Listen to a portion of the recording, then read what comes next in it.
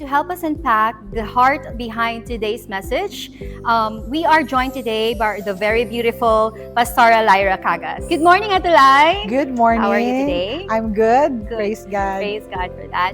And thank you so much for your message today. Glory It was to really, God. once again, very powerful and Amen. eye-opening for all of us. Praise God. So, to expound on it further, Pastora Lyra, here's our question for you today.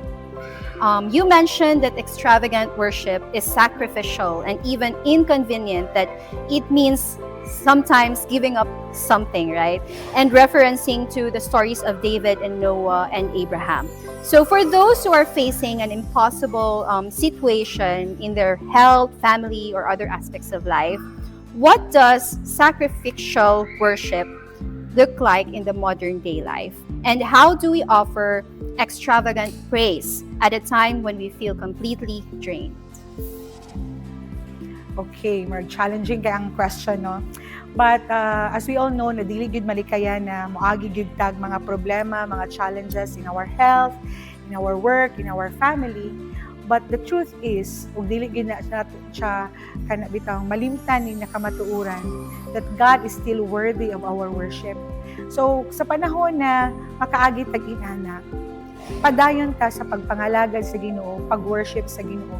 Kung unsa lang ang naa sa imo that you think that is the best that you can give to God, then give it to the Lord. I think that is the sacrificial worship na imo mahatag sa Ginoo. Then how do you offer imong sacrificial worship diya sa Ginoo when you feel that you are drained? Di magid malikayan o say makapoy ta, no? But I tell you, wala gyud nagkapoy ang Ginoo sa pagpanalangin kanato. Wala siya nag-stop pag-provide sa Ginoo. Even sometimes at points atong kinabuhi, we are unfaithful. He remained faithful. So our challenge for us, no? Sabi na sa ako ang message ganiha, that we will continue serving the Lord even when it hurts, no?